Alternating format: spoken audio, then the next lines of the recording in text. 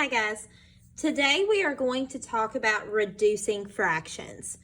I know that fractions were something you went over in 3rd grade and briefly in 4th grade. So some of this is going to be a little bit of a review for you. Some of it also might be brand new. So let's get started. First of all, you'll see an example here. And if you're wondering what reducing fractions is, this kind of illustrates it for you. We start with 7/28 and we reduce down to 1/4. So reducing means essentially that you're making a fraction smaller, okay? And when you reduce, you find a number that can go into both my numerator and my denominator. But we'll get into that in a second. First of all, let's review what the numerator and the denominator are, because those are fancy fraction vocabulary words that you're going to have to know throughout our fraction unit. So remember that the numerator is at the top. The denominator is on the bottom. I always like to call that the dominating denominator. The dominating denominator. And then your top part of the fraction bar is the numerator. These are important to remember because I'm not going to say the top number, the bottom number. I do my best to use my math vocabulary words, and I call the top the numerator and the bottom denominator. So let's get into how we actually reduce. I have an example here. You saw the 7/28 into 1/4. Now let's talk about the process. When you reduce, you are finding a number that can go into my numerator and my denominator. The first thing I want you to do is check that numerator. Can my numerator go into my denominator? Can 2 go into 12? Absolutely, because 2 can go into any even number. That means that I can divide my numerator by 2 and my denominator by 2, and that's how I reduce. 2 divided by 2 is 1. 12 divided by 2 is 6. So if I reduce 2/12, I'm going to get 1/6. Sometimes a fraction will say, put this in the lowest terms. That's how you put it in the lowest terms. You're reducing. So you can use those terms interchangeably. Now let's try another one. Number 3. 7/42. I need to put it in lowest terms. The first thing I want you to do is see if my numerator, which is 7, can go into my denominator. Think about your multiplication facts. Is there a number that I can multiply 7 by to get 42? Absolutely.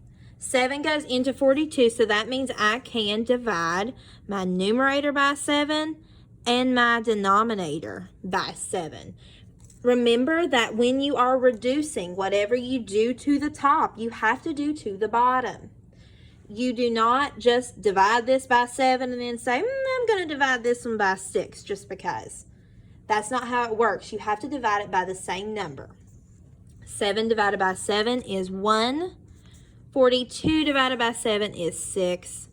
So if I'm reducing 7/42, I get 1/6. Moving on to number 4, I'm going to zoom just a little bit closer so that I know that you can see it. 4/6. Now looking at this number, my number here, my fraction, I'm going to start with my numerator like I taught you to do. And I'm going to say, can my 4 go into my 6? Yes, it can. But the thing about fractions is you need to make sure it goes into it evenly.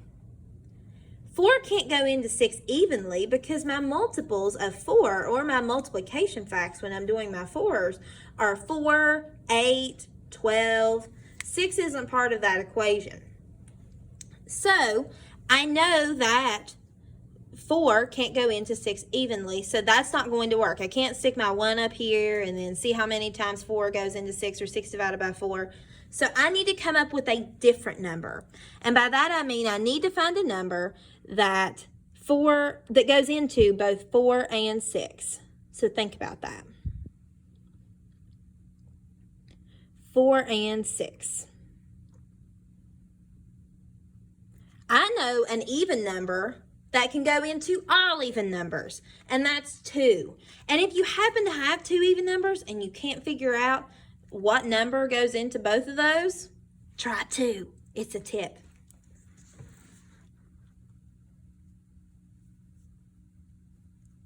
Four divided by 2 is 2. 6 divided by 2 is 3. So if I put 4/6 into lowest terms, I get 2/3. And this might not be new to you. I believe you might have gone over this in the 4th grade.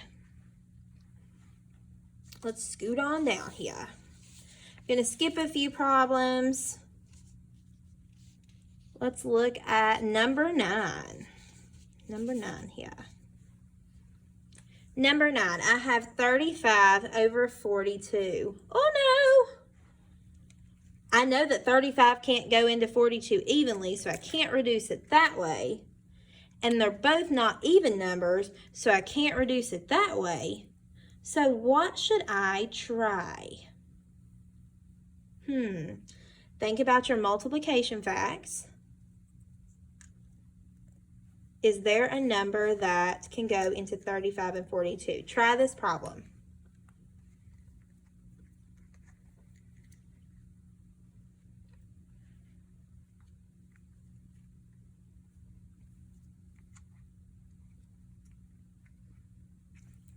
All right, let's jump back in here. So when I'm thinking of 3, thinking of my multiplication facts with 3, that's not going to work because 3 times 12 is 36, so I know that it can't be 35. Think about my 4s. That's not going to work because 4s, nothing gives me 35. Think about my 5s. I remember when I do my multiplication facts with my 5 that it has to end with a 5 or it has to end in a 0. So 5 is not going to be able to go into 42. When I do my 6s, I know 6 times 6 is 36, so it can't be 35. What about 7? 35 divided by 7, what would that give me? Okay, 7 goes into 35. And let's do 42 divided by 7. That gives me 6.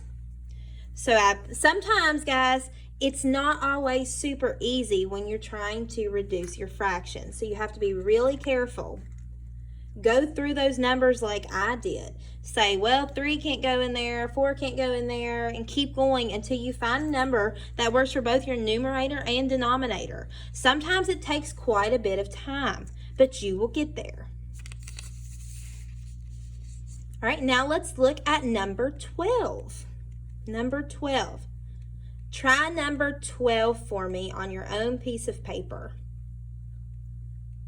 I'll give you just a couple seconds here and then we'll talk about it.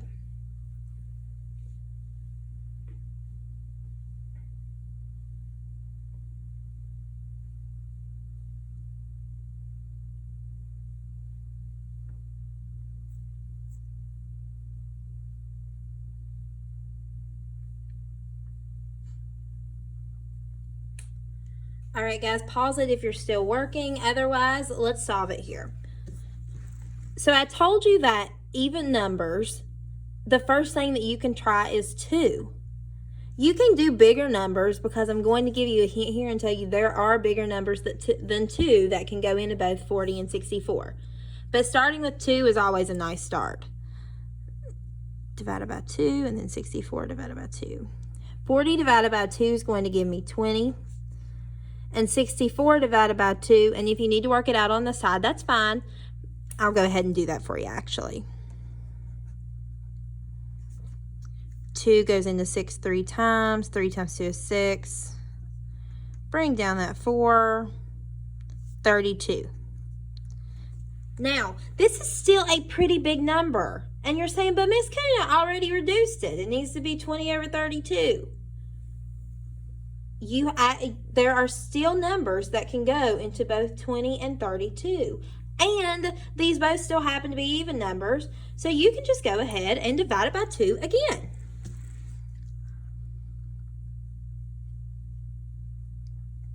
So remember, just because you reduce it one time doesn't mean you're finished. If there are still numbers that go into both of these, that means it can reduce. 20 divided by 2 is 10. 32 divided by 2, you can work it out on the side, but I'm just going to go ahead and tell you that the answer is 16. 10/16. Holy cow, Miss Coon, there are still numbers that can go into both 10 and 16. So that means I'm still not finished. It's okay to keep going. You just have to remember to keep going. Don't tell yourself, oh, I'm done. I'm stopping. I don't feel like doing anymore. Keep going. These are both even numbers, so you can do 2 again. 10 divided by 2 is 5. 16 divided by 2 is 8. So my answer is 5/8. And I'm kind of running into this other problem here. So I'm going to rewrite it. 5/8. Okay? Now, if you had started with a bigger number, like say 4, then you wouldn't have had to have divided it and reduced it so many times. But sometimes we don't always guess right the first time. Sometimes we just want to do 2. That's okay, but remember, when you do that, you have to keep going until there are no other numbers that can go into both 5 and 8. Trying to slide this here. Try number 17. Number 17. 30 over 48. Now I might need to move something here. Sorry, guys.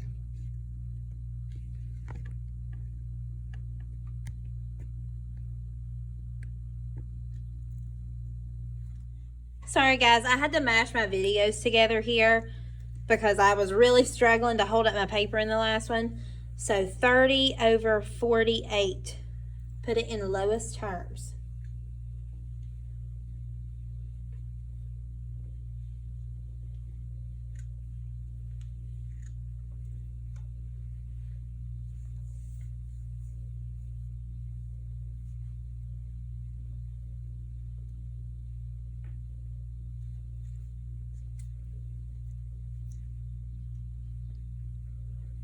All right, let's go ahead and solve this. If you're still working, just hit the pause button because this one takes a little bit of time.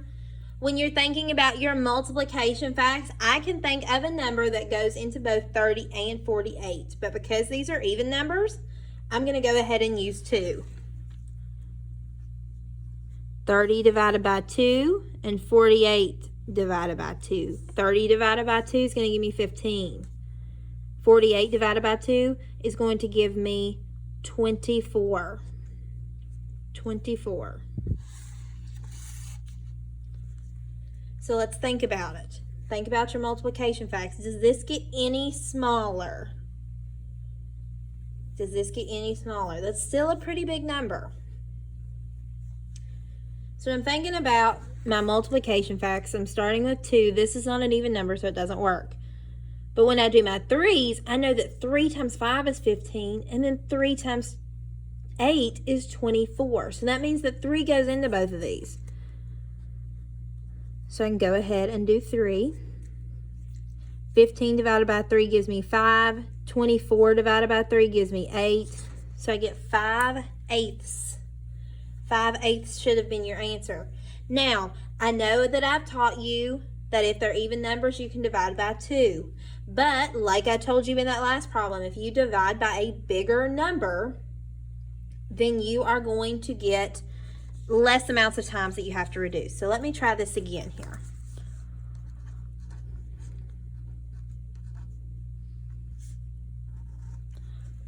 When I'm trying to put this into lowest terms, I'm going to say to myself, what goes into both 30 and 48? And when I'm doing my multiplication facts, I know that 3 can go into 30. I don't really know my multiplication facts up that high to know that 3 goes into 48. So let's see if 4 works. 4 doesn't go into 30. 5 goes into 30, but 5 doesn't go into 48. Let's talk about my 6s. Is there anything times 6 that gives me 30? Yeah, 6 times 5. Is there anything times 6 that gives me 48? And I'm like, ooh, 6 times 8 is 48. So that means that 6 goes into both of these as well. So I'm going to divide by my 6 here. 30 divided by 6 gives me 5. 48 divided by 6 gives me 8. And it is the same answer, but I only had to reduce once. So if you pick the biggest number that can go into both of these, you're going to have to spend less time reducing. Hey guys, so please forgive me. In that last video, I referred to reducing fractions as reducing fractions and lowest terms. There is actually another term, though, that I did not talk about, and that is simplifying fractions or simplest form.